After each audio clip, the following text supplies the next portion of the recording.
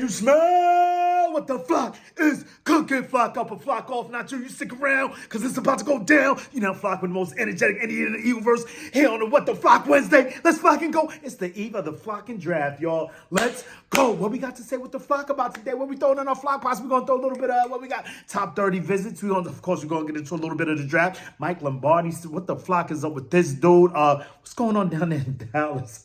What's going on over there in San Diego? What's going on around the Eagleverse, the football universe, whatever's going on, man. Let's get the flock into it. But before we get into any of that, let's get the Nets keeping out of the way. Let's keep the maniac thing. Please like and subscribe. If you about that fly, Eagles fly. Drop a comment in the box. If you fly with the flock, let's fly. Do remember, join that maniac thing. Know the gang. You hit that bell. You get a ding whenever I'm on this YouTube thing. Let's fucking fly.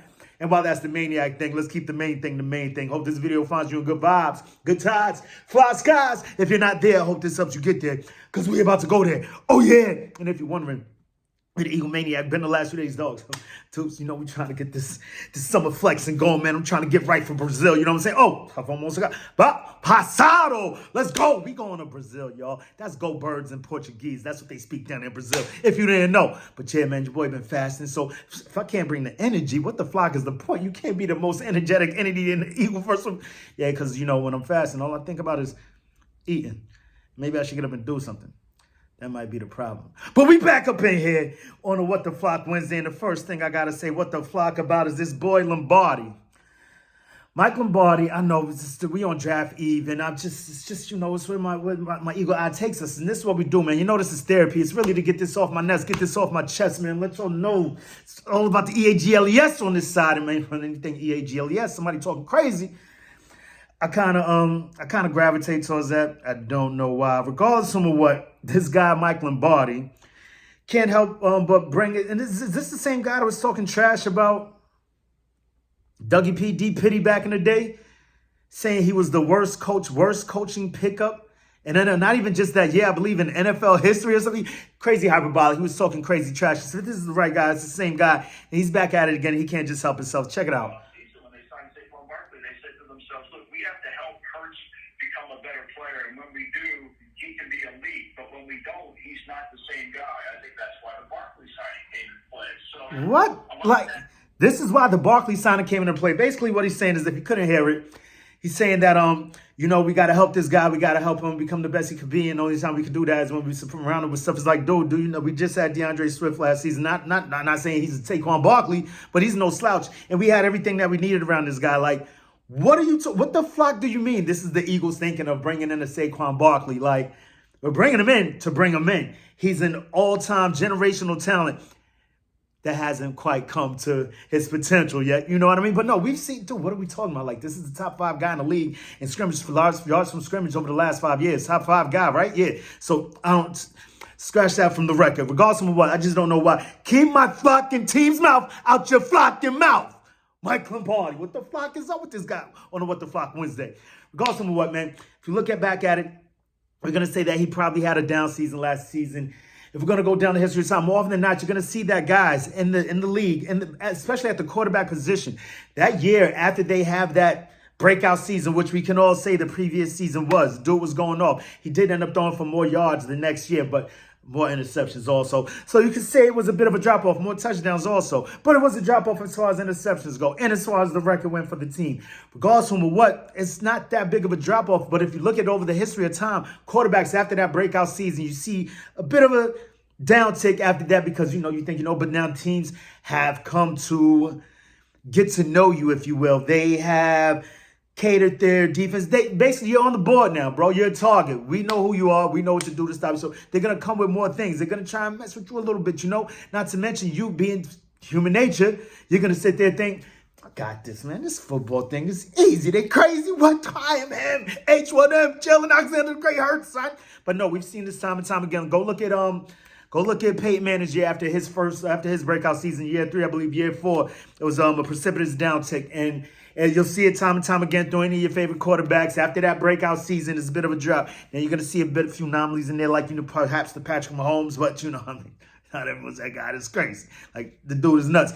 But we have seen downticks from him also. Regardless of what, I say that to say that to this guy, Mike Lombardi, keep my flocking quarterback's name out of your flocking mouth. I'm getting sick of it. It's getting old. Like, mind your business. And I might be taken out of context because I'm a little bit nipply, a little bit sensitive prior to on the eve of the draft. And speaking of the draft, we're gonna get into these top 30 visits and who I believe we're gonna draft. I mean, you know, I've said this time and time again over the last few videos. Not to mention the reinstatement. What the flock is up? Isaiah Rodgers is back. You know what I'm saying? So him being back, I believe that just all but scratches cornerback from a #1 pick for us. Unless it's just how we waving that magic while busting the stupid dope moves. You know what I'm saying? So could be a bit of trick knowledge. I don't know. Not to mention, I mean, you look at this is Isaiah Rodgers is a 6th-round pick. We've got more decorated guys in our locker room already. As far as the cornerback position goes, guys that we picked up over the previous years, albeit he does have some versatility playing the slot and playing the boundary, playing the outside regardless. One of those, don't get it twisted. You know, I refer to your boy Gay City for those. Regardless, he's got, and also in kick returning. So he can be necessitated and used in many different ways. So don't get it twisted. I'm just saying, I'm not as hyped as I was a few weeks ago. Like, yeah, Isaiah Rodgers is coming back because, you know, once you get it, you're like, oh, I got it. Man, what's it going to do for us? I don't know. But we're about to see as the season goes on. But I just think with the addition of him and you look at how loaded, not how loaded, but how packed this cornerback room is. I mean, I get it. Albeit you get a Kenyon Mitchell, you're going to make room for that guy and get rid of some of those dudes on the back end. So, I mean, when you're thinking about it on that level, it's still possibly a possibility. But much like I've been saying over the past few days, I just can't. And good for us, Kenyon Mitchell was one of the top 30 visits, I believe. So that's a plus. You see all these people out here. So let's get back into that. What the flock is up with the top 30 visits? So check it out. More often than not, the Eagles over the past few years, you can look at the top 30 visits and basically pick from that bag who we're picking in the first round. Now, I believe the last time we may have done it opposite of that way, meaning not picking from that bag and just picking some random dude, not so much a random dude, but a dude that wasn't in our top 30 visits was, I believe, in 2009 with Jeremy Maclin. That's what we're talking like 15 years ago. And there may be a few sprinkled in between them along the way, but over the last 5 years, it's definitely stayed true to this philosophy. And we're going to see, oh my gosh, Tyler Guyton, much like I said, Lane Johnson's choice to replace him, and he's not as verbose, he's not as out there as Jason Kelce was as far as championing Cam Jurgens, but I have heard that flying through the Eagleverse, that's a guy that he looks at, especially, you know, him being from Oklahoma also. But this guy right here, Troy Fautanu, yeah, that guy's a beast. If we could move up and get him, because I'm hearing murmurings of us moving up to the 12th position and possibly taking Kenyon Mitchell there, getting that from the Denver Broncos, trading back, possibly seeing that they could get a Michael Penix or something later in the draft. I don't know. Just you know, this thing is a toss-up. All kinds of things are going to happen tomorrow night. We're hearing people talking about upwards of 10 trades in the first round, like nuts. And I just want to be a part of that. I've also heard yammerings of us trading back also and perhaps getting Edgerrin Cooper, because I'm seeing, well, then this is another what the flock I got for the day. ESPN talking about our top 3 leads of offensive line, cornerback, and wide receiver. Dogs, we have, I mean, wide receiver depth, of course, is important, but I mean, like, I would put linebacker before I put wide receiver. These guys are crazy. So I say that to say this, to move back for an Edgerrin Cooper in the first round could be crazy. I really like this Marshawn Lloyd guy. He came up in the top 30 visits, but I imagine he would be like a late round guy. The one running back that we did bring through on the top 30 visits. And out of here, I have out of the 30, they have here listed about 26 of these guys. This is according to the phillyvoice.com, right? So I'm loving the fact that I'm seeing Tyler Guyton over there. And we got our boy Troy Fautanu. That's super dope. And then as far as the edge rushers, because that's something I still got my eye on a bit too, being that we just lost perhaps one of the best in the league in Hassan Reddick. Weapon of mass destruction is going. That's crazy. I can't believe this, bro. But Latu, he seems like the real deal. That's the one. If we're moving up and we're snatching him, I'm all for that. Chop Robinson, he seems to be more of a project, similar to a Nolan Smith. So, but I mean, just a physical freak. Like, it's nuts. And I mean, dude, I don't see the maniac from Texas on here as far as defensive line goes. Is he up here? Now we got edge rushers, offensive tackles. Dude, wow, this is wild. No interior linemen, defensive linemen for the Eagles in their top 30 visits. So, and like I said, plus, I mean, that's as far as this goes. Those could be the other four, and that could be the little, like, you know, we'll let you drop this out there. You know, Howie busting the stupid don't move something. Listen, you could drop this out there. Send this to me, but don't let them know about these guys. We're looking at these guys. I believe it's, forget the guys, Brandon Murphy, something Murphy from Texas. That dude, crazy. But man, I just can't wait for tomorrow night. It's gonna be wild, and I'm still sticking to my offensive line game, man. If y'all want to know, and I know out there, and that's probably not a popular statement that I'm making right there. And y'all probably want to know who the cornerbacks are coming through. So they picked up on a visit Terrion Arnold, Kalen Carson, Cooper DeJean, two names that I know y'all loving already. Jarian Jones, Kool-Aid McKinstry, yet another one, Andrew Phillips. Oh man, this is Richardson. I'm usually good at this. Cameron. Ooh, we're gonna leave it at Ryan, my man, Ryan Richardson. Yeah, dude. So those are the top 30 visits. And where I think we're going with this, because usually, like I said, you're gonna see, and people saying all these other names. I mean, their names may still be out there in those other four, so I can't really poo-poo on anyone else bringing up other crazy names like oh yeah, we didn't even see Kenyon Mitchell up there as far as the visits go. So, and your boy Cooper DeJean has been flying up the charts.